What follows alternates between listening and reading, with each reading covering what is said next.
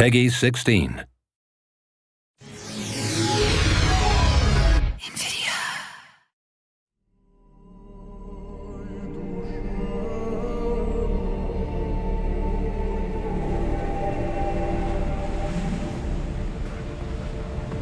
Hello and welcome to the presentation video of Carrier Command Gaea Mission. Some people may remember the original from 1988, on which this modern remake is based. In Carrier Command, the core gameplay consists of vehicular combat involving mostly island engagements between two fortress-like carriers striving for control, surmounting to an action game with strategy elements. As you may have noticed, the icons on the bottom of the screen indicate units I have on board the carrier. These are the VTOL-capable aircraft and the amphibious all-terrain assault vehicles, designated the Manta and the Walrus respectively. All units are controlled remotely from the bridge. The bridge itself may be seen here in the background, reinforcing the fact that you are seated in the captain's chair, viewing the battlefield on a translucent display in front of you. Your main objective is to sink the enemy carrier and seize the archipelago, consisting of 33 unique islands. Seen here, I am leading an assault on the enemy island of Fulcrum, indicated by the red coloration. Simply put, blue islands are my own, while red belong to the enemy. Zooming in, I am able to make out the geography of the island, enemy encampments and bases, as well as units of the opposition. Prior to an assault, I would equip my units as required, giving them the necessary armament to carry out their mission. I will now arm my Manta with rockets, before sending it into combat. As I mentioned before, you may approach Carrier Command as a tactical real-time strategy, as an action game, or a seamless combination of both. Here, I have deployed my walruses and given them waypoints to an enemy target location, all from the tactical map. Alternatively, I may join the action directly by taking control of a unit myself and heading into battle. Using our convenient radial menu, I may also order my other Mantis to undock and assist my own, all without the need for waypoints. Additionally to first person, Carrier Command also features a third person perspective.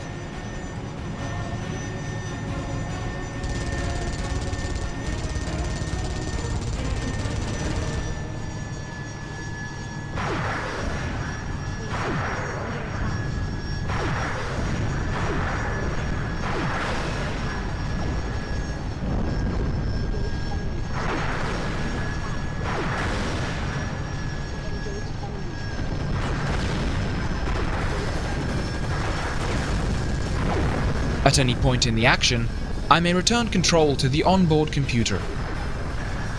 Switching between units, direct control, or computer control is all done seamlessly.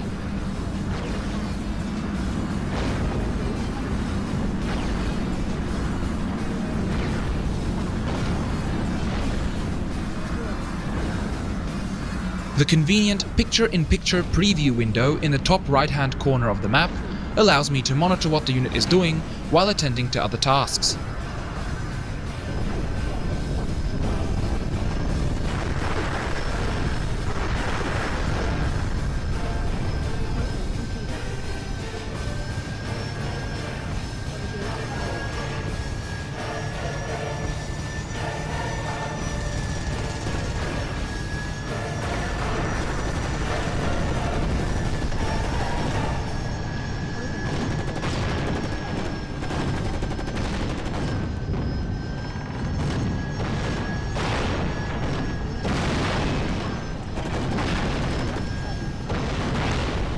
Should I lose a unit in the heat of battle, it may easily be replaced by producing a new unit in the production screen. Manta 3, low ammo.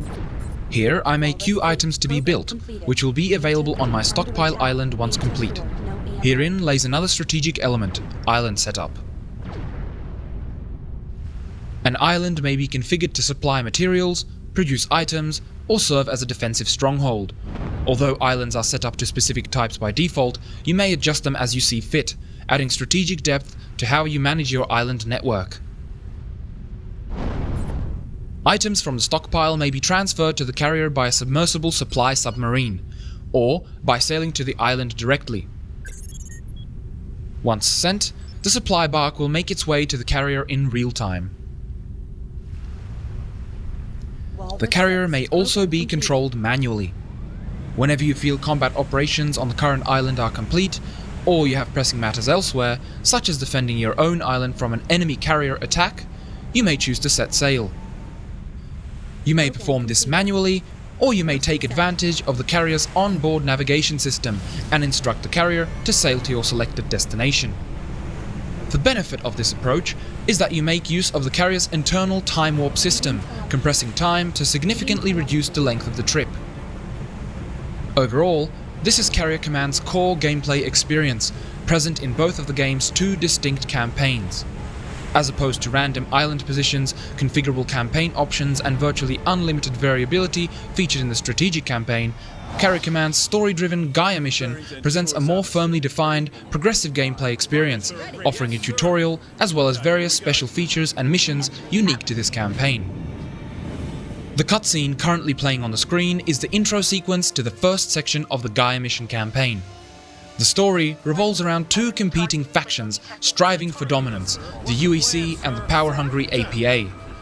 In a war that took place some time ago, Earth was left without drinkable water supply, and so a solution was sought elsewhere. The Gaea Mission was meant to return water from a distant planetary system, restoring Earth to its former glory. Carrier Command Gaea Mission is portrayed through the eyes of Lieutenant Myrik, a soldier of the UEC, and takes place in the decisive battle between these two factions in the Dead Zone, an archipelago on the planet Taurus. Sir, we crash-landed. AA defenses tagged us.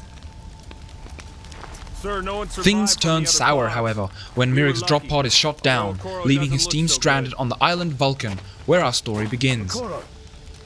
Let's move out and clear that path. Understood, sir. Ready when you are. Immediately apparent is the fact that the game contains first-person shooter missions, which are in key sections throughout the storyline, where Myrik must leave his vessel to fulfill certain objectives in person, in this case, to get the carrier itself.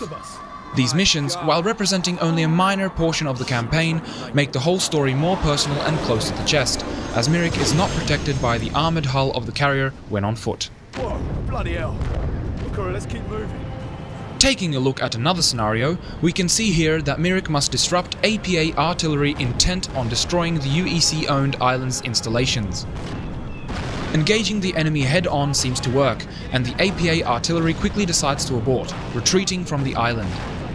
While Myrik would love to finish the job, his colleague advises him of a higher priority target, a part to the Hammerhead nuclear missile system, which is essential later on.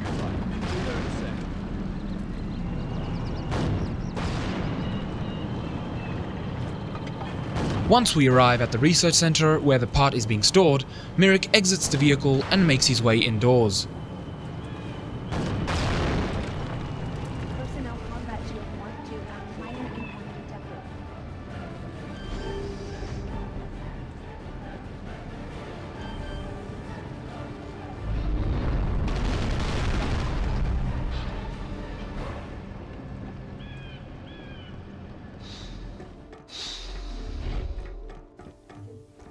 Armed with an assault rifle and grenade launcher to suit, Myrik quickly dispatches of the remaining enemy units with ease.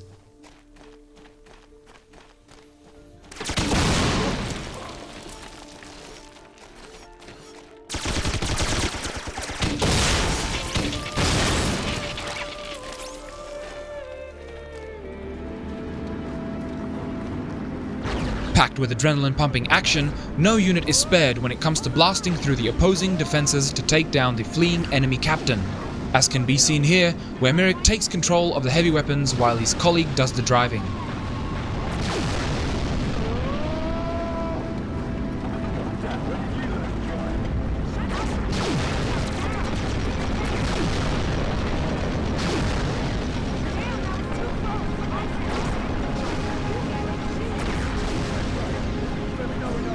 Even Mother Nature makes an appearance through the powerful display of a volcanic eruption. What the hell are they doing here?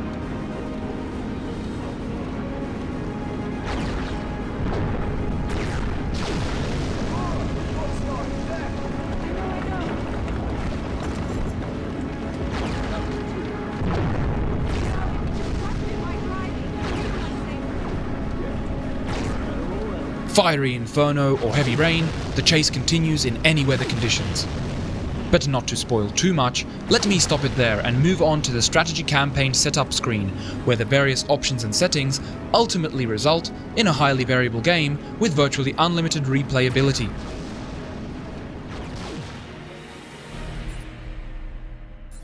This is the strategy game setup screen, where you may configure various settings related to difficulty and also set the victory conditions.